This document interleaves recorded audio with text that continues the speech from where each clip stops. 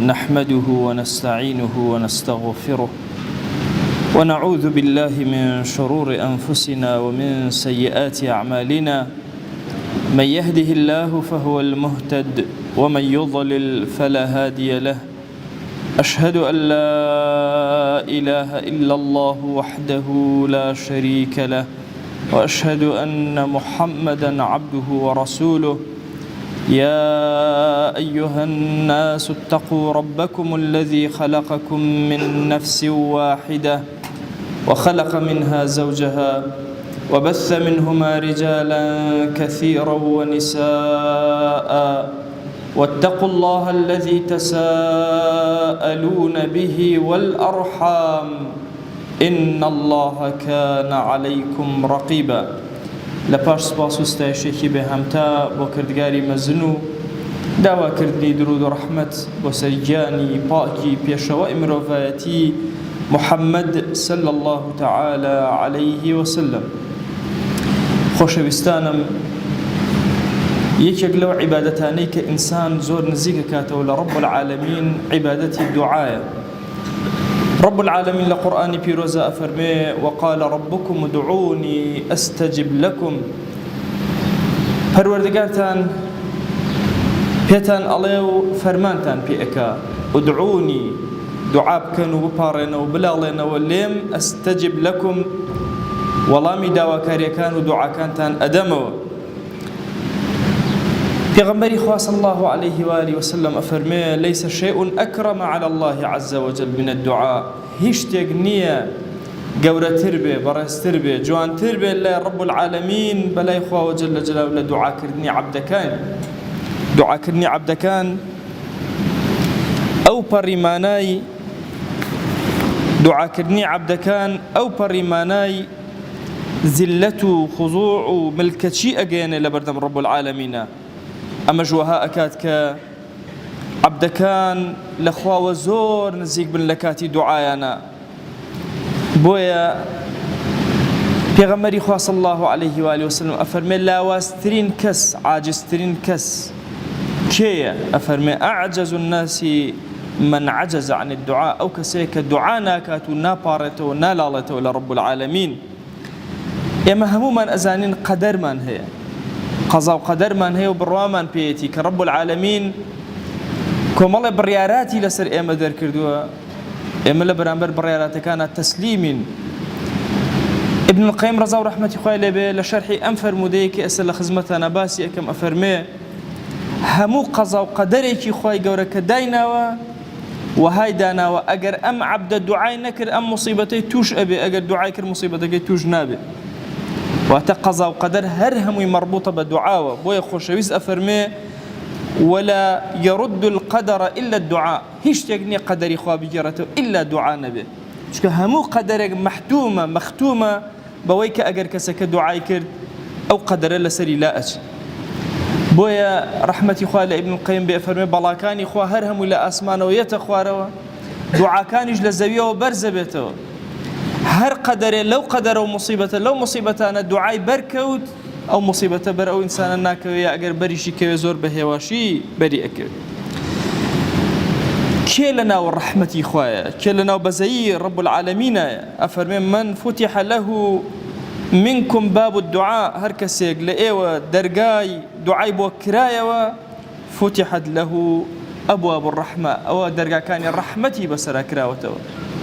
لە هەر ڕۆژێکە، لە هەر شەوێکە، لە هەر دوای نوێژێکە توانیت دوعا بکەی بزانە دەرگای ڕەحمەتێ لێ کراوەتەوە، دەرگاکان لەسەر پشتن بۆت. ئەگەر نەتوانی دوعا بکەی، مەجالت نەبوو، بۆت نەکرا، مەیلت نەبوو، دڵت هاواری دوعای نەکرد لە هەر بابەتێک لە بابەتەکانە دڵنیا بە لەوە بەرەکەت هەڵگیرا و دەرگاکانی ڕەحمەت تێیە داخراوە. بیرکەنەوە لە دوو صیفەتی رب العالمین، صفەتی شەرمکردن لە عەبدەکان لەگەڵ ئەو هەموو کەڕەم و گەورەیی کە هەیەی شەرم ئەکا لە عەبدەکان. پێغەمبەری خوا صلی الله عليه وآله وسلم ئەفەرمێ إن الله حەیی کەریم. خوا جەل جەلالوه دوو صفەتی هەیە، زۆر بە شەرم، زۆر سەخاوەت و بەخشندە. شەرمەکە لە عەبدێک لە عەبدەکان ئەگەر بێت و دەستیان بەرزکەنەوە دەسەکانیان بە خاڵی بگێڕێتەوە. عزیزانم، ئێمە بە باشترین ڕۆژەکانی سەرزەویمانە ئەمڕۆ تێئەپەڕین. ئەمڕۆ ڕۆژی عەرەفە هیچ کاتێک نییە ڕەب العالەمین بە ئەندازی ئەم ڕۆژە لەسەر زەوی نزیک بێتەوە. ئەم ڕۆژە ڕۆژی گیرابوونی دوعاکانە، ڕۆژی بەرزبوونەوەی دوعاکانە. ئەو دوعانەی کە ئینسان بەرزیان ئەکاتەوە لەم ڕۆژە دڵنیا بێ لەوەی کە دوعایەک گەڕانەوەی نییە و ناگەڕێتەوە هەمووی قبوڵ ئەکرێ. هیچ ڕۆژێک نییە لەسەر زەویە بە ئەندازی ئەم ڕۆژە خوا خەڵک ڕزگارکە لە ئاگر. هیچ ڕۆژێک نییە لەسەر زەویە تۆ بە ڕۆژوو بیتایە 2 ساڵ خوا لە گوناهت ببورێ. گوناهێ لەمەوە پێش ساڵێک لەمەوە پێش ساڵێک لەمەوە دووە کە عولەما فەرموو ساڵێک لەمەوە دووە خۆ ئینسان نەیکردووە ممکنە گوناهانێ بکە فرێیتەوە بەناکەوێتیە بمرێ ئیلا ڕەب العالەمین لە گوناهەکانی بورا و لێ ئەبورێ. ئێمە لەم ڕۆژە گەورە پێغەمبەری خوا صلی الله علیه وسلم بیرکەرەوە لە باشترین جۆرەکانی عەبداتی تۆ یەکەی دوعایە. باشترین جۆرەکانی دوعاش لە ڕۆژی عەرەفەیە. ئەفەرمێ خەیر الدعاء دعاء یوم عەرەفە. باشترینی دوعایە کە تۆ بیکەی ئەو دوعایە کە لە ڕۆژی عەرەفە جێبەجێ ئەکەیت و ئەیکەیت و دەست بەرزەکەیت و ئەلاڵیتەوە لە ڕەب العالەمین. لە فەرمایشتێکە ئەفەرمێ ئەفضل الدعاء دعاء یوم عەرەفە. بەڕێزترین و بەرزترین دوعا کە تۆ بیکەی دوعایەکە کە لە ڕۆژی عەرەفەیە بیکەی. ذکرێکمان هەیە لە ئەمڕۆیە لەگەڵ دوعایەکە. ذكركمان بريتيا لا إله إلا الله وحده لا شريك له له الملك وله الحمد وهو على كل شيء قدير. أمرو أم ذكرك ذكري توحيد خواناسيا ذكري تسليم بونا برب العالمين. باشترين ذكرك كإنسان بك خوشويز أفرمي منو همو بيغمبران لبيش منو باشترين قصيك كردبتيان للرجع عرفا بريتيا ولو ذكرك كردويان لدعاشة هر دعايا أكيبك باشترين رجع كان يجيرابوني دعات. ئەم ڕۆژە و ئەم فرسەتەیە نەکەی لە دەستی خۆتی بدەی. ئەم ڕۆژە ڕۆژی خەیاڵێدان و ڕۆژی قسەی زۆر و ئەمانە نییە. ڕۆژێکە مەخسووس بە دوعاکردن مەخسووس تایبەت بەوەی کە تۆ چۆن لە بەردەم ڕەب العالەمینە خۆت نەوی ئەکەی هەتاوەکو بەرزت کاتەوە لە هەموو ڕۆکان و کاروبارەکانت دوعاکە. بیرکەرەوە لە ڕۆژی باڵغبوونتەوە هەتا ئەمڕۆ چی حاجەت هەبوو خوا پێی داوی بەهۆی دوعاکانتەوە. ئەمڕۆ فرسەتێکە هەتا کۆتایی عمرت بپاڕیتەوە و بلاڵیتەوە و داواکەی لە ڕەب العالەمین لەعەل لە دەرگا خێرەکان بەسەرتا ئەکات. ئێمە لەم ڕۆژی عەرەفەیە بەدڵ ڕوو ئەکەینە بارەگای ڕەب العالەمین. خوای گیان ئێمە لەم ڕۆژی عەرەفەیە ئەزانین تۆ لێمانەوە نزیکی ئەگەرچی ئێمە دوور بین لە تۆ. ئەزانین تۆ لە زەوی نزیک بوویتەوە یا ئیلاهی بۆ ئەوەی لە عەبدەکان قبوڵکەی و ئێمەش بە کۆڵی گوناهەوە هاتووینەتە یەکێ لە ماڵەکانی تۆ هانامان بۆ لای تۆ هێناوە یا ڕەب العالەمین. بەخوا پەروەردگارە ئەم عەبدانەی کە لێرن ئەمانە دەست بە دەستنوێژەکانن نێوچەوان سوژدەبەرەکانن ئەمانە کۆڵەکانی ناو مزگەوتن یا ئیلاهی هانا ئەنهێناوە بۆ لای تۆ دوعاکان گیراکەیە ئەکرەم الئەکرەمین. خوای گیان لێت ئەپاڕێنەوە هەر گوناهێ کردومانە لە هەموو عومرمانە ئاشکرا پەنهان بەشەوە بە ڕۆژە تەوبەمان کردووە نەمان کردووە یا ئیلاهی لەسەر جەم گوناهەکانمان ببورە یا ڕەب العالەمین. خوای گیان گوناهانێ لەمەوە پێش کردومانە عەفومان کە گوناهانێ لەمەوە دوایکەین و فریای تەوبە ناکەوین عەفومان کە. پەروەردگارە بەرەکەت بەسەرمانە ببارێنە بەرەکەت بخەرە عومرمانەوە بەرەکەت بخەرە ماڵمانەوە بەرەکەت بخەرە وڵات و نیشتیمانمانەوە یا ڕەب العالەمین. خوای گیان لێت ئەپاڕێنەوە لێت ئەلاڵێنەوە بە کەڕەمی خۆت بە ڕەحمەتی خۆت ئارامی بخەرە دڵمان ئارامی بخەرە ماڵمان ئارامی بخەرە شار و وڵات و نیشتیمانمان ئارامی بەسەر ئومەتی پێغەمبەرە صلی الله علیه وسلم ببارێنە. یا ئیلاهی داوات لێ ئەکەین لە گوناهی دایک و باوکمان ببورە لە گوناهی خۆشەویستانمان ببورە یا ئیلاهی ئەم عەبدانە کۆمەڵێ دوعای زۆرمان هەیە یا ئیلاهی نازانین چۆن بەرزیان کەینەوە لە حوزوری تۆیە تۆ خۆت هیدایەتی دوعاکانمان بدە زمانمان بکەرە زمانێکی ڕەوان لە دوعاکانە یا ئەکرەم الئەکرەمین. یا ئیلاهی هەر حاجەیەک هەمانە بۆمان جێبەجێکە ئەومان بێحاڵ و ماڵە ماڵداریکە ئەومان بێ مناڵە مناڵی پێعەتاکە ئەومان بە مناڵە مناڵەکانی ساڵحکە یا ئیلاهی ئەومان قەرزارە قەرزی سەرشانی سووکە ئەومان کەم ڕزقی حەڵاڵی زیادکە یا ڕەب العالەمین. یا ئیلاهی ئەومان نەخۆشیێکی هەیە پێی زانیوە یا پێی نەزانیوە خوا شیفامان بۆ بنێرە یا ڕەب العالەمین. یا ربی خوای گیان نەخۆشی مادی و معنەویمان شیفا بدە یا ڕەب العالەمین. ئیلاهی دینداری لە دڵمانە شیرین کە عسیان و خراپەکاری لە دڵمانە ناشیرین کە يا إلهي سرمان برزك لحضور خوتا يا رب العالمين يا ربي خوايان أو أن حلال من بدري محتاج حرام من مكة خواي لم جيانا ما أنا محتاج حرام من مكة يا رب العالمين لهشتك محتاج حرام من مكة يا أكرم الأكرمين يا إلهي داوات لي أكين بقوري خوت أو مالانيك تيشو مشاكل يانتيا كمصيبة يانتيا كشيطان وازيان لنا هنا يا إلهي تو خود رحمة بزي خود بسريانا ببارينا وآرامي بسريانا ببارينا يا إلهي هانا من هنا وبو بردم ديواني تو بخوا أزانين فتنيكي زور قوربو وچو أولادا كان من بريويا بلان پروردگارا أزانين أوانا مكر أكنو تو باشترين مكر كاراني هانا من هنا وتبردم ديواني تو يا إلهي أولادا كان من باريز راوكا منالا كان من باريز راوكا وچا كان من باريز راوكا لدسي كافرانو بيدينا رزقار مانك يا رب العالمين لشبهه وشهوات بمان باريز يا أكرم الأكرمين خواجان كافرانو بيدينا لجهانا هرهمو كوبونا تولسر أمتكي بيغمبر صلى الله عليه وسلم يا إلهي أجر خد بهانا ما نوني فوتاوين يا إلهي خد بهانا ما نورا نيوتشوان من بقربو خير دين داري الله من شيرينك يا إلهي قد سبارد الله توزايا نبوة وإيماني خو من سباردي توكرت حي خو من سباردي توكرت شرمشكوي خو من سباردي توكرت أولادكاني خو من سباردي توكرت دايكو باوكي خو من سباردي توكرت خزان وهاوسر خوشكو براو خوشويستان وهاولان ودوستان من همو سباردي توكر يا رب العالمين أمتي بيغمبر من صلى الله عليه وسلم سباردي توكر هو أودا سيك قد سبارد زايناكي وأمتكي بيغمبر صلى الله عليه وسلم سباردي توكين يا إلهي بخوا أجر شيء إما بخدمة بيغمبر صلى الله عليه وسلم نجيشتوين بلام شوين كوتي أوين ضلمان مشتاق بينيني أوا يا إلهي صلواتي أما جسي إما بقينا بيغمبر صلى الله عليه وسلم سلامي إما بيبقينا يكيك نوما لخدمة يا بينا يا إلهي داوال لي أكين برحمته وكرمي خود ببزي خود يا إلهي اشتياقي دلي إما بخوش يسمان بقينا صلى الله عليه وآله وسلم خوايجان لم دنيا درمان مكة إيمان ونبي لم دنيا درمان مكة بشياتمان ونبي يا إلهي باشترين روجكاني جيان من بكرة أخير عمر من يا رب العالمين باشترين رزق كان من بكرة أخير عمر من ويا أكرم الأكرمين يا إلهي لأخير عمر من والزليل من مكة يا رب العالمين يا ربي خويا محتاج دسي مروف من مكة زليل دسي نامرد من مكة يا رب العالمين يا إلهي داود لي أكين بناوي جوانت بصفتي برزة باسم عظمت إلهي أم دعانا وطواوي دعاء إيمان داران قبولك يا رب العالمين حجي حاجيان هرهم قبولك يا رب العالمين خنت كاران من ناجحك يا أكرم الأكرمين زور نخوشهن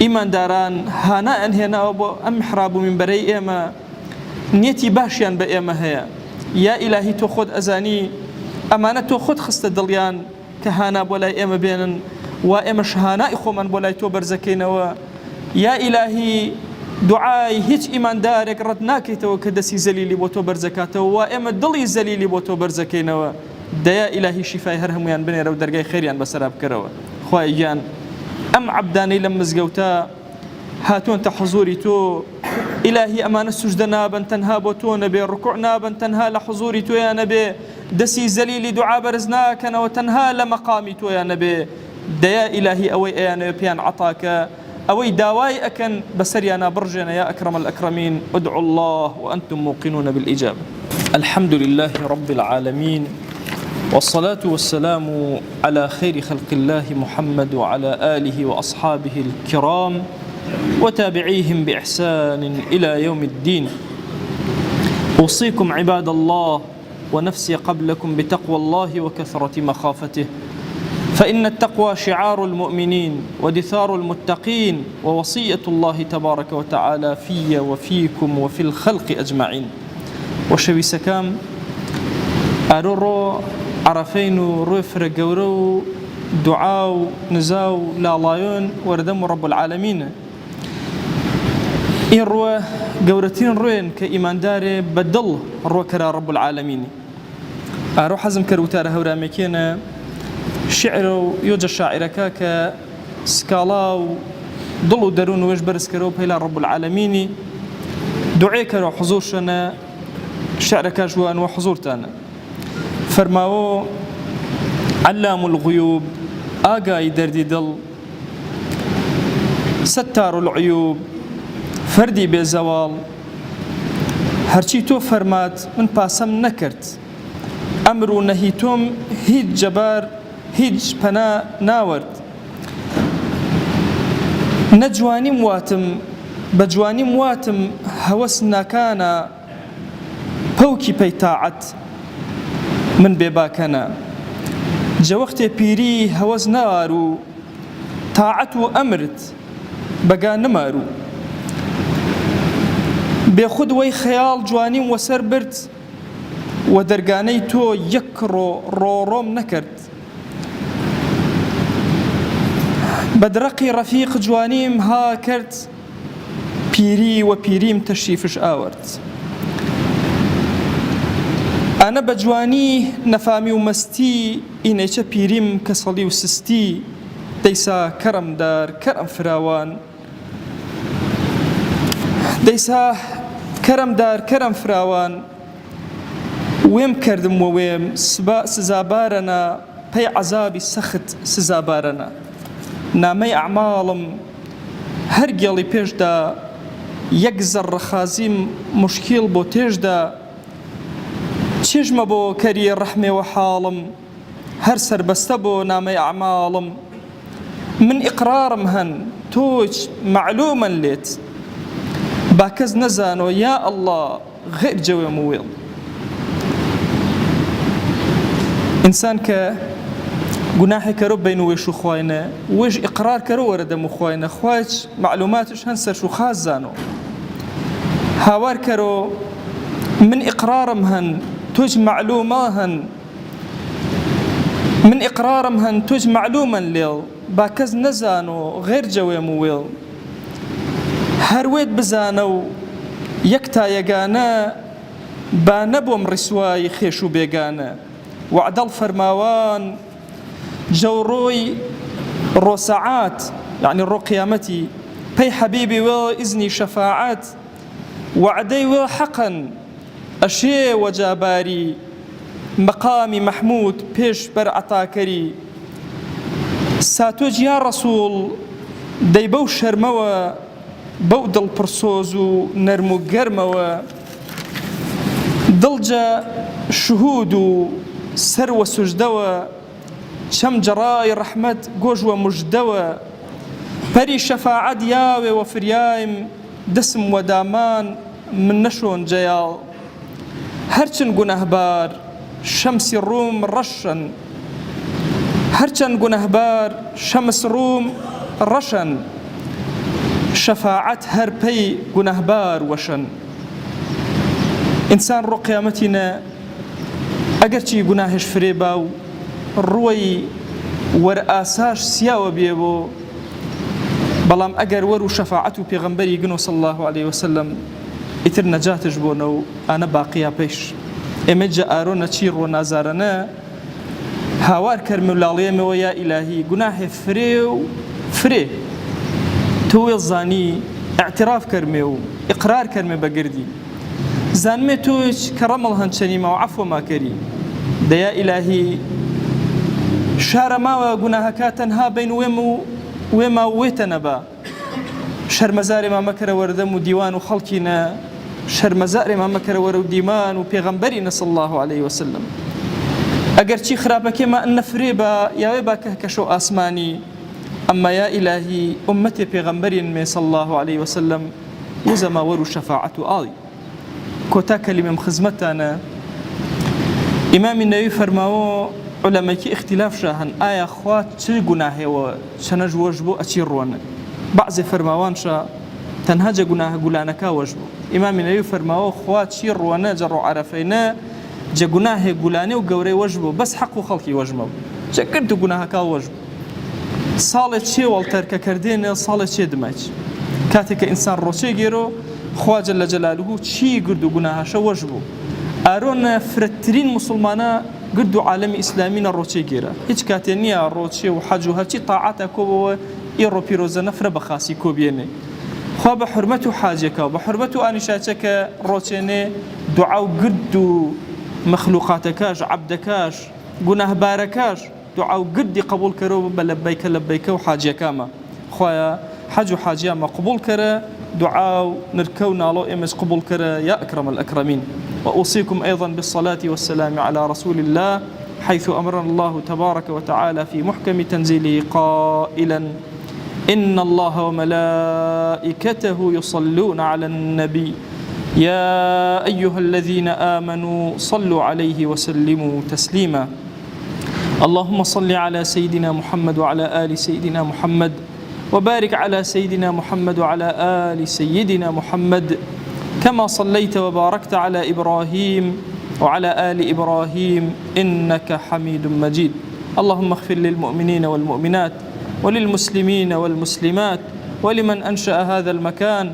اللهم أعز الإسلام والمسلمين وأهلك الكفرة والملحدين.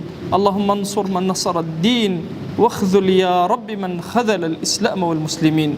اللهم آت نفوسنا تقواها فزكها أنت خير من زكاها، أنت وليها ومولاها. آمين آمين، والحمد لله رب العالمين. أقم الصلاة يرحمكم.